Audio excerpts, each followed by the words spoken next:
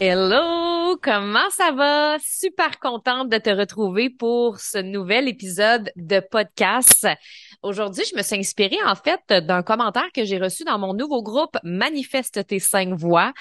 Donc, si tu n'es pas déjà inscrite dans mon groupe, dans ma communauté, tu peux le faire dans la description du podcast. Je me suis inspirée en fait d'un commentaire d'une fille qui a dit, on dirait que je suis pas sûre si mon contenu est pertinent. C'est pas toujours évident à savoir, mon contenu est-tu pertinent? Tu sais, des fois, quand on commence, on n'a pas encore de résultats tangibles. C'est difficile d'évaluer. Puis en même temps, c'est important de le savoir. On veut savoir, est-ce que je suis dans la bonne voie?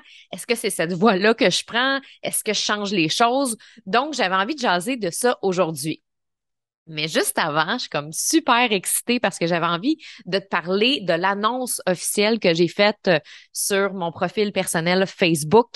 Et c'est le fait que j'ai annoncé ma maison au Costa Rica qui est officiellement achetée. Ben, en fait, on a fait un premier paiement. Je sais que je te l'avais déjà dit dans un podcast. C'est comme si c'est toujours, vous savez toujours tout avant ici dans le podcast. Tu sais toujours tout avant tout le monde, donc j'en avais parlé quand même. J'avais quand même parlé du processus, j'avais quand même parlé du fait que je l'avais acheté, mais là, je l'ai annoncé officiellement. Puis au cas où que tu n'étais pas sûr que c'était officiel, ben là, je l'annonce officiellement que on peut déjà commencer à louer ma maison à partir de janvier 2023. Pour vrai, je capote parce que je pensais pas qu'il allait y avoir autant de monde qui allait m'écrire pour louer ma maison. Je suis touchée, je suis contente, je suis heureuse. Donc, je pense que ça va se bouquer assez rapidement. C'est pour ça aussi que je t'en parle aujourd'hui. Si ça t'intéresse de louer ma maison au Costa Rica, j'ai fait un live qui se retrouve sur Instagram. Je vais aussi te mettre le lien du live dans la description du podcast et je t'explique un peu la vibe de l'endroit que j'ai choisi, Puerto Viejo. Je t'en ai parlé dans mes podcasts. Nous, on est à Punta Uva. C'est à cet endroit-là qu'il y a une des plus belles plages du Costa Rica. Quand tu regardes, tu fais des recherches, ça fait partie du top 10 des plus belles plages du Costa Rica au complet. Je suis tellement choyée. Puis surtout en fait que tu peux pas avoir une maison sur une plage au Costa Rica, tu peux pas acheter une maison qui est directement sur la plage et souvent on appelle ça des concessions, c'est plus les ticos, les Costaricains qui vont avoir accès à des choses comme ça, mais de toute façon, on ne peut pas appartenir à une plage au Costa Rica, c'est public. Bref, tout ça pour dire que nous, on a quand même été chanceux parce que notre maison est à 2 minutes de la plage. Pour vrai, tu prends ton café, tu traverses la rue et la plage est là. Donc, c'est vraiment magnifique. La plage, c'est la mer des Caraïbes. Il y a une compagnie de kayak qui font des tours où est-ce que tu peux partir, aller voir les paresseux, les animaux. Il y a un petit hôtel style resto-bar. Tu peux aller prendre un cocktail là. T'es à 10 minutes de Puerto Viejo, là où toute la vibe jamaïcaine, reggaeton, hippie se retrouve. Il y a plein de restos, de petits cafés boho. C'est vraiment une superbe place. Place aussi pour vivre des expériences spirituelles. Il y a des chamans dans mon coin. Il y a beaucoup de profs de yoga, de méditation. Tu peux vivre des cérémonies de cacao, des danses estatiques. Bref, c'est vraiment un super endroit qui me fait vibrer. Puis j'ai hâte parce que moi, j'y vais en novembre. Donc, décorer, préparer la place pour accueillir des flyers et aussi des entrepreneurs qui sont intéressés à partir de 2023. Fait que pour tous les détails, tu peux aller écouter mon live. Et sinon, nous, on entre dans le vif du sujet aujourd'hui pour savoir si ce que tu dis, si ce que tu écris est pertinent. Parce que clairement que c'est ce qu'on veut, hein. On veut, quand on crée du contenu, être pertinente. J'en parle souvent de la qualité du contenu, de la pertinence. J'en parle depuis des lustres, comme on dit. Mais en même temps, des fois, quand on commence sur les réseaux, c'est pas toujours évident de savoir, OK, est-ce que je suis dans la bonne voie ou pas? Parce que on a personne des fois pour nous le dire. On le sait pas. Puis ça peut être décourageant parce qu'on sait pas toujours non plus si c'est bon, si c'est ça. Fait que c'est très difficile des fois au début. Euh, J'avais donc envie de te partager des indicateurs aujourd'hui. J'ai choisi 4 indicateurs que je t'ai déjà proposés par-ci, par-là, dans des podcasts, mais que là, j'ai décidé de regrouper ensemble 4 indicateurs sur lesquels te baser pour savoir si ton contenu semble pertinent. Tu peux t'imaginer que on va faire semblant aujourd'hui que tu as une checklist, là. Tu as comme une belle checklist en avant de toi, là. Et à chaque fois que je vais te dire un point, tu fais OK, check. OK, check, celui-là, je l'ai, celui-là, il est à travailler. Fait que si tu es en train de marcher en écoutant le podcast, peut-être tu l'écoutes avec un café le matin, peu importe, sache que ça va être intéressant d'aller voir si chaque indicateur guide dans ton entreprise, dans ta création de contenu. Première chose, premier indicateur que je veux te partager, c'est la qualité de tes commentaires. Tu m'as déjà entendu parler de la qualité de tes commentaires et je vais aller un peu plus loin là-dessus aujourd'hui. Si tu es dans tes débuts, tu n'as peut-être pas beaucoup de commentaires, c'est clair. Et c'est pas parce que tu n'as pas beaucoup de commentaires que ton contenu est pas bon. Quand on commence sur les réseaux sociaux, on le sait, Facebook, c'est pas toujours évident en ce moment, que ça prend un petit peu plus de temps, on a besoin de booster nos publications pour avoir un peu plus de visibilité. Quand on commence au début, on a toute cette période-là où c'est un peu lent. Puis on attend, on dirait, d'avoir des commentaires. Puis on passe tout par là, là. Il n'y a pas une personne que je connais qui décide de s'ouvrir une page Facebook ou un compte Instagram qui, en l'espace de 2 secondes, se met à avoir 50 commentaires puis full d'engagement. Oui, ça arrive du contenu viral, mais on va pas bâtir notre stratégie, on va pas commencer à être créateur de contenu juste pour être viral, on s'entend. Donc, on commence tout par là, cette espèce de phase latente, lente, cette phase de tortue qu'on l'appelle, où est-ce que c'est difficile de savoir si les gens trippent ou pas sur notre contenu. Fait que tu peux ne pas avoir de commentaires, mais que ton contenu est bon, mais il n'y a pas eu encore la visibilité que tu voudrais.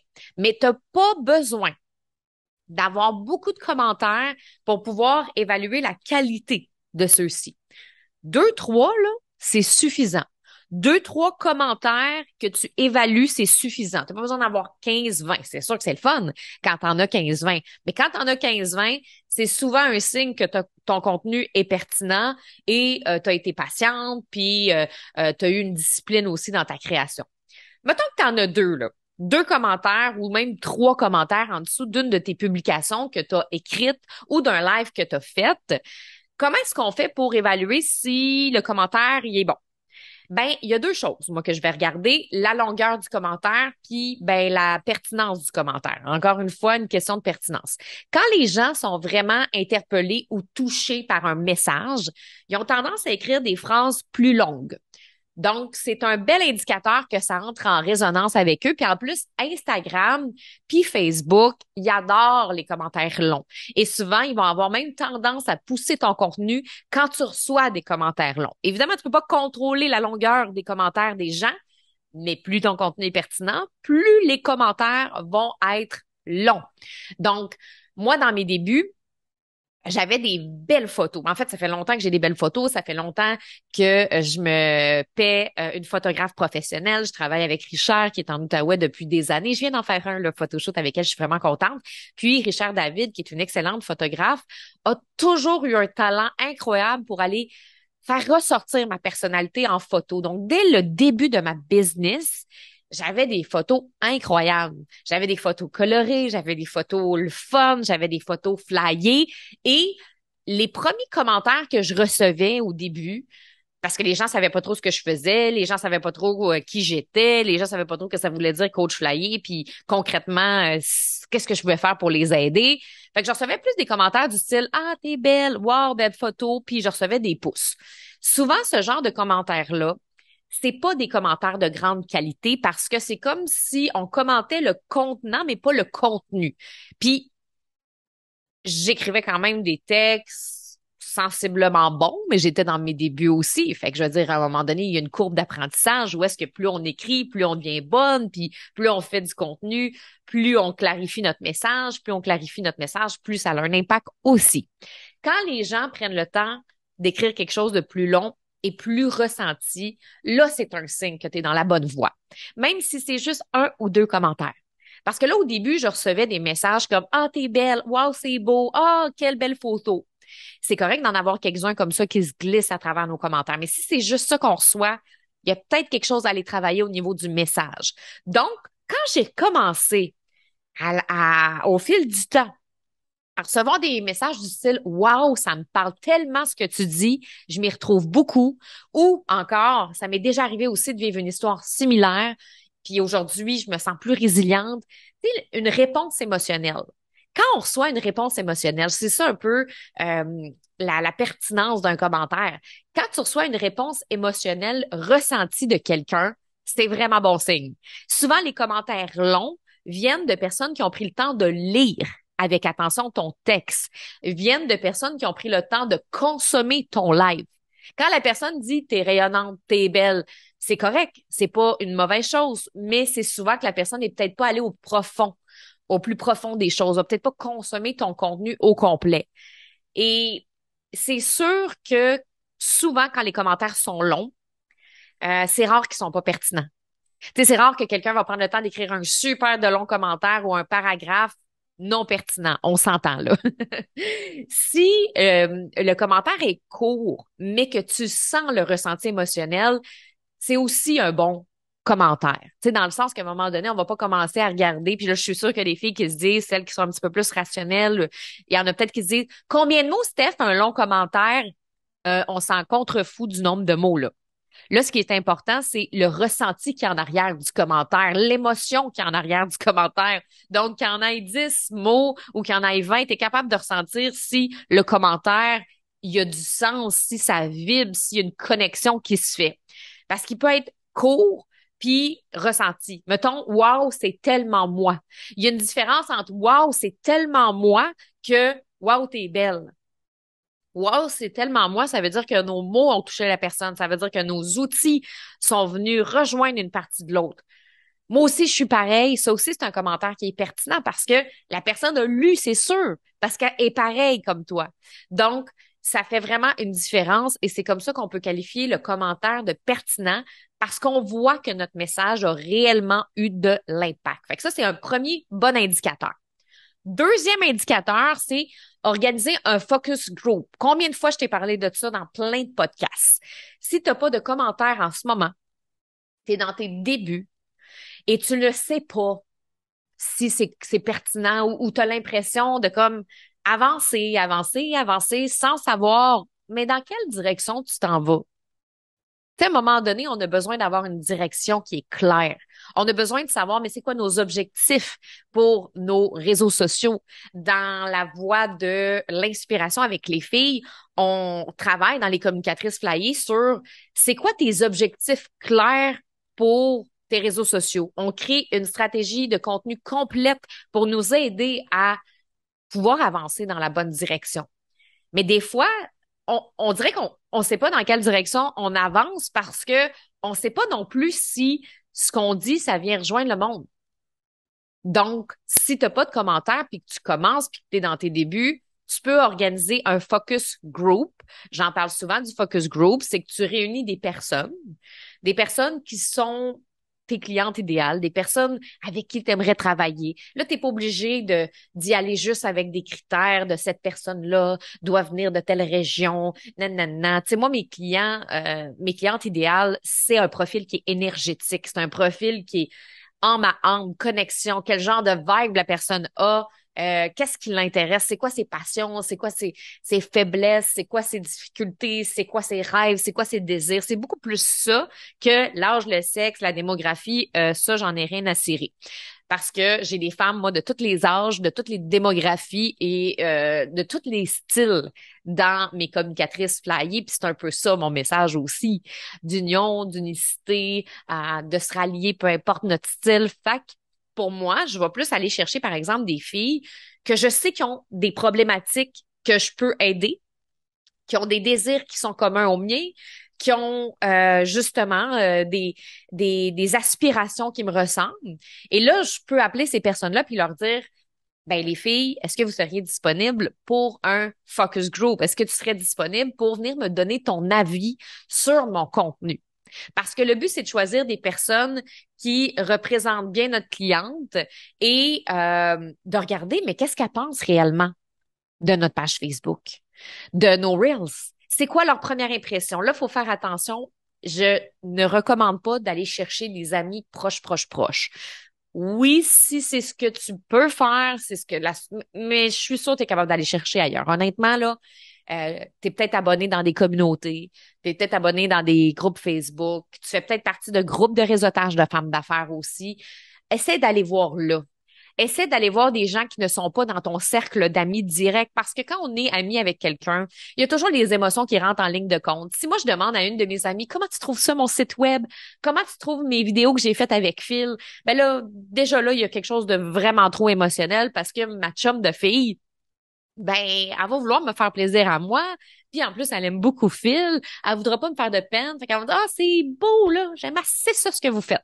Et aussi, c'est que c'est pas parce que c'est mon ami que c'est ma cliente idéale. Moi, j'ai plein d'amis de filles qui n'achèteront jamais mes formations parce que c'est pas des entrepreneurs.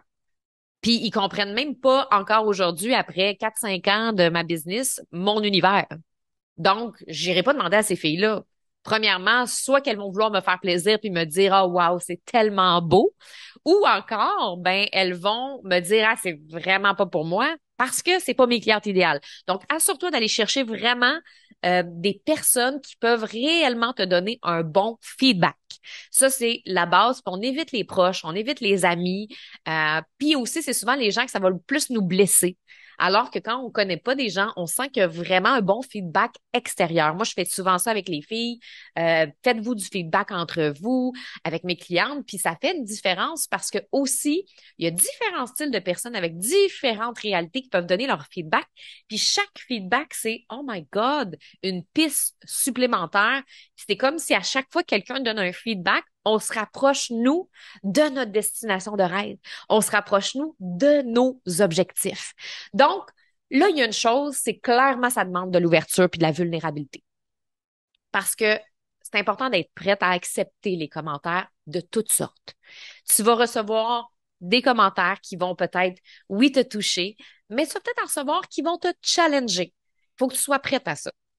En même temps, le but, c'est que ce soit pertinent puis formateur pour toi. Si la personne te demande, te dit en fait, ah, moi, ce contenu-là, il est moins venu me chercher, tu sais, je suis une fille occupée, je l'aurais pas vu passer. Ben, c'est ça qui est ça. Et là, le but, c'est d'aller poser des questions pour aller préciser les points, là. Ça, c'est important. Super important. Moi, une des questions que j'aime poser, là, tu sais, mettons pour le contenu, l'évaluation du contenu. C'est quoi ta première impression quand tu regardes mon contenu? C'est quoi ta première impression quand tu regardes mes reels? C'est quoi ta première impression quand tu regardes mes publications? On commence avec ça. Première impression, là. En l'espace de 2 3 secondes, on le sait qu'on attire les gens en 2 3 secondes.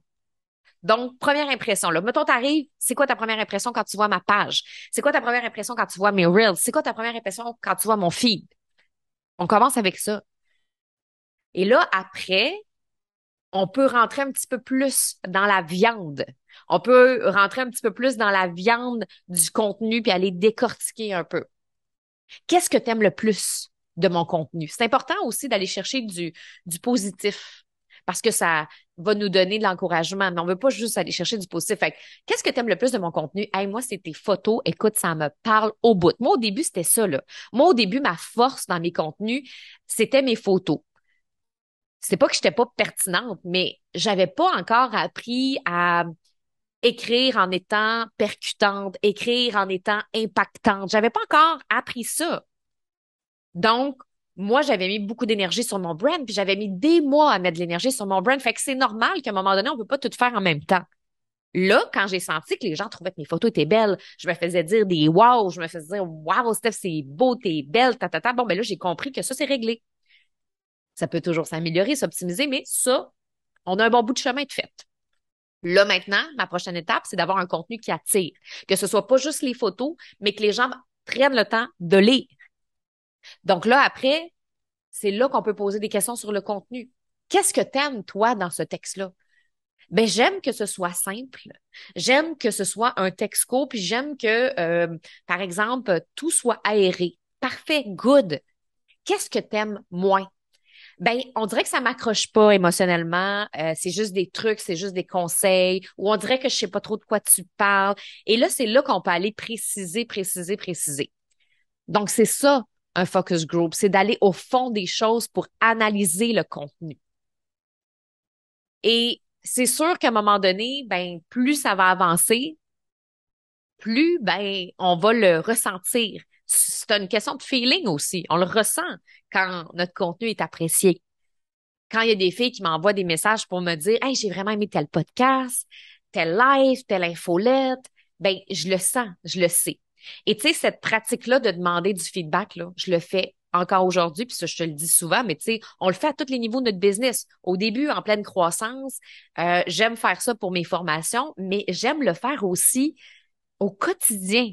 Quand les gens m'envoient des messages en stories, justement, ou en Messenger pour me dire, hey, ton podcast, là, la semaine passée, par exemple, sur les clés pour laisser exprimer sa vulnérabilité, là, oh my God, Steph, ça m'a tellement parlé. Je pourrais juste dire, des fois, ça dépend. Il y a des jours que je reçois beaucoup de commentaires, mais des fois, je prends le temps de faire, OK, mais qu'est-ce que tu as aimé là-dedans? Qu'est-ce que tu as aimé dans les clés? T'as-tu une clé préférée? Fait que c'est vraiment important d'aller poser ce genre de questions-là en tout temps dans notre entreprise parce qu'on va être à l'écoute de nos clientes. C'est comme ça qu'on peut faire le meilleur contenu ever. Si j'ai une autre cliente qui m'écrit, hey, Steph, ton podcast, comment diminuer le syndrome de l'imposteur? Oh my goodness. Qu'est-ce que tu as aimé? Hey, j'ai aimé que tes trucs soient super clairs et efficaces. Tu sais, j'ai l'impression que je peux les appliquer là, là, là. Puis, c'est ça. OK.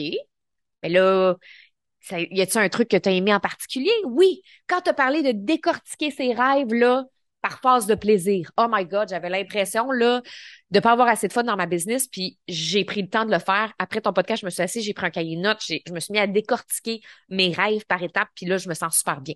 Donc, on veut continuer cette conversation-là constamment avec notre audience. Indicateur numéro 3, ton contenu répond à un besoin. Un autre indicateur qui peut t'aider à savoir si ton contenu est pertinent, c'est de te poser la question, si ton contenu répond à un besoin, une problématique ou une question d'un client, tu es souvent dans la bonne direction. Que tu crées du contenu qui est inspirant ou éducatif, que tu fasses des lives, des reels, on s'en contrefou. Ce qui est important, ce qui est important, c'est que tu répondes à un besoin. Donc, moi, je peux te raconter ma fin de semaine, là, si je veux, en live sur Facebook, puis ça va être zéro pertinent, puis je peux aussi te rendre ça très pertinent. Ça, c'est un peu notre travail. On, on peut tout rendre pertinent, n'importe quel style de contenu, selon moi. C'est une question de pratique. Et c'est pour ça que c'est important de faire des liens qui vont nous permettre de répondre à un besoin, une problématique ou une question d'un client. C'est quoi le lien, par exemple, entre la fin de semaine que tu as vécue puis ce que tu vis avec ta cliente actuellement? Maîtriser l'art de faire des liens pour augmenter la pertinence de ces contenus est essentiel dans sa communauté, dans ma communauté, dans ta communauté.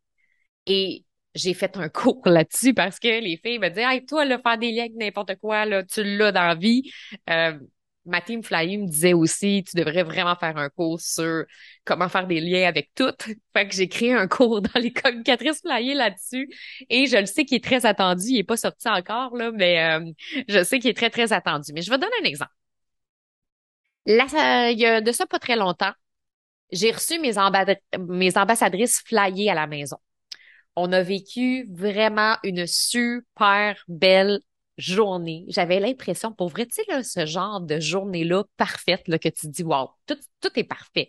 Les filles arrivent, toutes les filles sont dans une super bonne énergie. En passant, les ambassadrices flyées, c'est des filles qui motivent puis qui boostent mes flyers dans mon cercle des flyers en van, qui est ma communauté de clientes. C'est des filles qui les inspirent, qui les motivent, qui les boostent, qui agissent aussi à titre de modérateur, modératrice, en fait, plus dans mon groupe. Fait que là, je les ai gâtés. J'avais envie qu'on passe un moment ensemble, juste de pur fun. Et ça a été une journée de pur fun. Les filles sont arrivées, super dans une bonne énergie. On est allé faire de la paddleboard et on a eu une de ces soirées folles.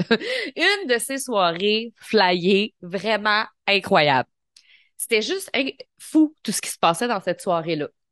Parce que on est allé souper, premièrement, il y avait de la musique, il y avait un band qui était là, petit bistrot mexicain. Et là, il y a de la musique, c'est le fun, tout le monde chante, on se met à danser dans le resto.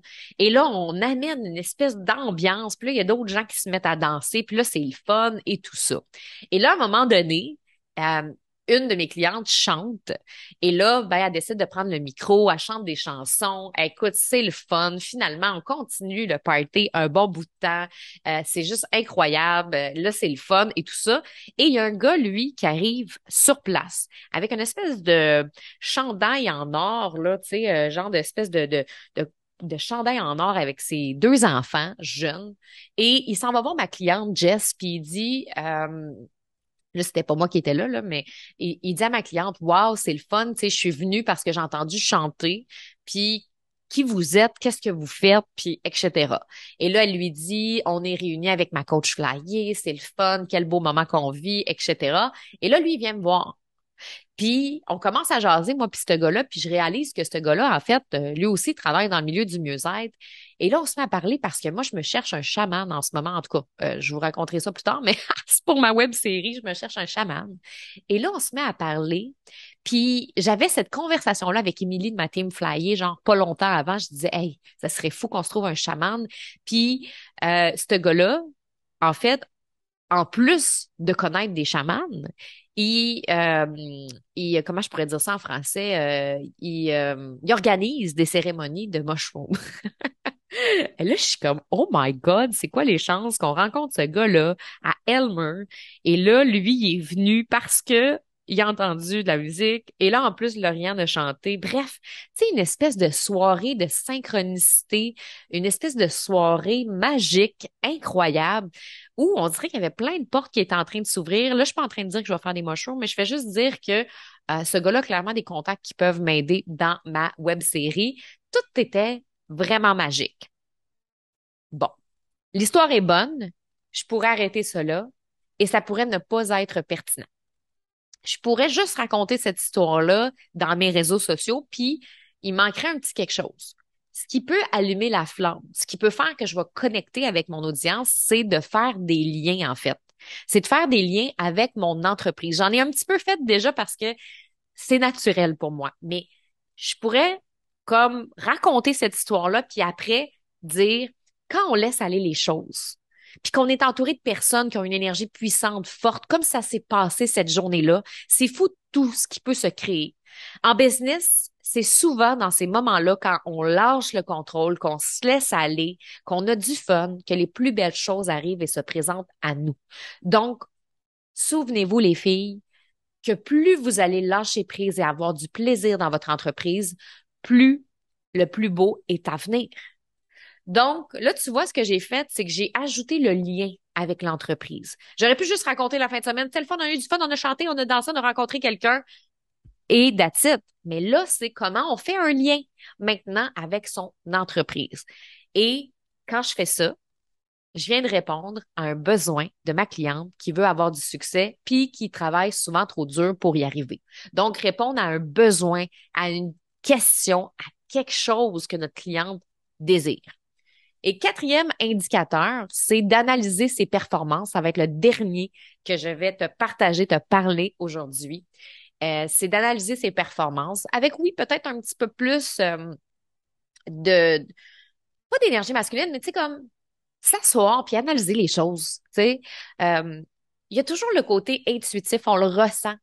Intuitivement, on le ressent quand les gens aiment notre contenu. On le ressent physiquement aussi quand on a créé un bon contenu. Mais au début, c'est quelque chose qui se développe, l'intuition du contenu. C'est comme si notre corps est comme, oh wow, je le sens, je le feel, je le vibre, ce contenu-là. Et là, souvent, c'est à ce moment-là que l'énergie va aussi être présente des deux côtés. Si moi, je crée un contenu dans une énergie qui est forte, je risque de recevoir des commentaires à haute fréquence vibratoire, mettons. Et ça, c'est quelque chose qui, avec le temps, on le sent, on le feel, puis c'est le fun. Mais au début, des fois, c'est difficile. C'est difficile de le filer parce qu'on n'a pas encore peut-être l'expérience pour ça. Donc, le point 4 peut énormément nous aider à analyser ses performances. Il y a plusieurs plateformes qui possèdent des outils pour analyser des résultats. Sur notre page Facebook, on peut pas le faire sur le profil perso, mais sur notre page Facebook, on peut aller analyser nos performances. Il y a des statistiques qui nous disent, ça a été quoi ton live le meilleur? Ça a été quoi la publication qui a le plus fonctionné? Ils ont quel âge les gens qui consultent tes contenus? À quelle heure ça pogne le plus? Donc, c'est toutes des choses qui peuvent nous aider. Pinterest, possède aussi son outil pour analyser les résultats. LinkedIn aussi. Facebook, pas Facebook, mais Instagram aussi. C'est pas super détaillé, mais il y a possibilité d'aller chercher certaines stats. Donc, tu peux consulter plusieurs données qui vont te permettre de savoir ce que je t'ai dit précédemment, mais aussi le format préféré de ta communauté, les sujets préférés de ta communauté, les styles de publication qui fonctionnent le plus. Tu peux aussi avoir l'information de tes abonnés comme je t'ai mentionné. Évidemment, c'est sûr que je recommande pas d'être obsédé par ça.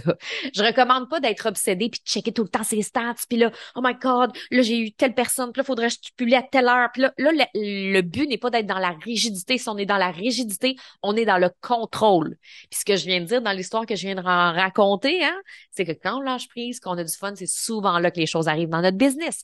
Donc le but c'est pas d'être rigide, mais moi je me prends des moments pour regarder ce genre de choses-là. Je t'avouerais que plus ça avance dans ma business, moins je regarde les performances. Parce que j'y vais beaucoup au feeling, puis à l'intuition, puis à l'énergie aujourd'hui.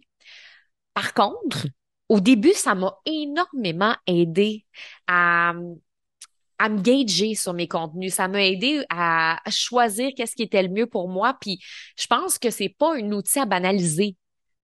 Tu sais, je comprends bien qu'on est dans une ère où est-ce qu'on veut filer les choses, vibrer les choses, mais tu sais, savoir si on est dans la bonne voie for real, ben ça peut être bon des fois de s'asseoir puis d'analyser ses stats ou de demander à quelqu'un de le faire pour nous, d'avoir quelqu'un qui travaille avec nous en marketing ou en pub qui le fait pour nous puis qui nous fait un petit compte rendu. Ça peut être ça aussi. Si toi ça te tente pas d'aller te mettre la tête dans un chiffre, demande à quelqu'un de le faire à ta place.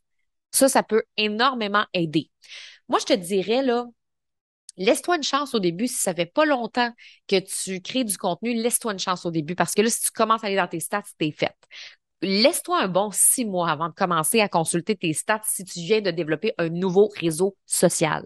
Fait que si, mettons, tu viens d'ouvrir ta page Instagram, ben attends, là. Tu sais, je veux dire, analyse pas après 2 semaines.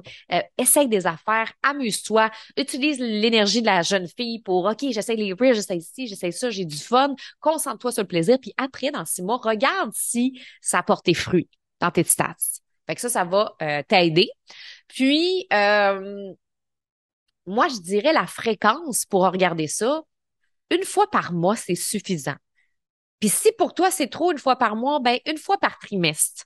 4 fois par année, ça peut avoir bien de l'allure. Vas-y en fonction de ce que toi, tu es prête à faire, mais je trouve que ça vaut la peine quand même de le faire de temps en temps, surtout dans les débuts où est-ce qu'on veut savoir si ça fonctionne. Évidemment, je l'ai pas mis dans les indicateurs, mais clairement qu'il y a toujours la possibilité de demander l'avis à quelqu'un, un professionnel, quelqu'un qui travaille en création de contenu. C'est sûr que si tu te payes un coaching, si tu te payes quelqu'un qui est spécialisé dans la communication, la création de contenu, ben clairement que ça va avoir un impact positif. Ça va te permettre de savoir, es-tu dans la bonne direction? Moi, dans mes débuts, j'avais fait ça. Au début, quand je commençais sur les médias sociaux, même si j'avais de l'expérience en communication, ben, j'avais l'expérience en communication télé, radio, mais quand on arrive dans le monde du web, c'est un autre game. C'est différent. Fait que je m'étais payé un coaching de 1 heure et demie, 2 heures pour faire analyser mon contenu. Je me souviens plus c'était qui, mais bref, tout ça pour dire que, je pense que c'était Stéphanie Etu. Ouais, super bonne. Je sais pas si ça fait encore ça, mais ça m'avait vraiment aidé. Sache aussi que moi, j'en fais dans mon groupe de Manifeste T5 Voix, le groupe que je t'ai parlé au début, là. Je fais souvent des analyses quand même, peut-être une fois par mois, une fois ou 2 mois, des analyses réseaux sociaux où est-ce que je prends une de mes clientes qui est dans ma communauté de flyers, puis je fais une analyse en direct de ces plateformes de réseaux sociaux, puis je donne vraiment des conseils, puis on regarde vraiment au niveau de la pertinence du contenu, mais est-ce qu'il y a des blocages qui m'empêchent de vraiment me laisser briller dans mes médias sociaux? Je tripe faire ça. Les filles adorent regarder les analyses. Donc, si t'es pas inscrite à ma communauté, c'est vraiment un plus. D'ailleurs, tu peux t'inscrire dès aujourd'hui, aller dans la section guide et tu vas voir qu'il y a déjà une analyse qui a été déposée dans ma communauté avec Marie-Pierre Lupien. Que tu peux découvrir, qui a sa chaîne YouTube. Elle a sa chaîne YouTube en mode maman. Elle a son entreprise aussi Épicure. Fait que c'était super intéressant parce que quand je l'ai rencontrée, j'ai fait l'analyse avec elle de ses réseaux sociaux. pour Épicure. Puis j'ai aussi analysé sa chaîne YouTube. On a même regardé une vidéo pour voir comment est-ce qu'elle peut améliorer son contenu. Ça a été super trippant de faire ça avec Marie-Pierre. Fait que tu peux aller écouter cette analyse-là dans ma communauté. Donc voilà, c'est ça les indicateurs que je voulais te partager aujourd'hui. Je veux pas les oublier. Fait que je vais te repartager. Je me suis mis des petites notes ici. OK. Premièrement, la qualité des commentaires. Regarde la qualité de tes commentaires. Si les commentaires sont longs, c'est souvent bon signe. Sinon, tu peux sentir la réaction émotionnelle qu'il y a en arrière. Numéro 2, organise un focus group.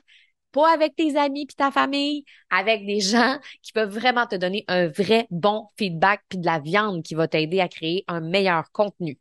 Numéro 3, ton contenu répond à un besoin. Fait que soit répond à une question, un besoin, une question. Puis, oublie pas que plus tu vas faire des liens, mieux ça va être. Tu peux raconter n'importe quoi si tu veux sur tes réseaux sociaux en autant que ce soit pertinent. Et quatrième truc, analyser ses performances. Donc, il y a plein d'outils pour analyser nos résultats maintenant sur les différentes plateformes. Utilise-les. Pas de façon rigide, pas pour augmenter ton anxiété de performance, mais parce que ça peut être pratique dans nos débuts. Donc voilà, c'est ça que je voulais te partager aujourd'hui. Ça m'a fait full plaisir. On se retrouve la semaine prochaine. Bye! Et oublie pas d'aller faire un 5 étoiles sur iTunes Podcast.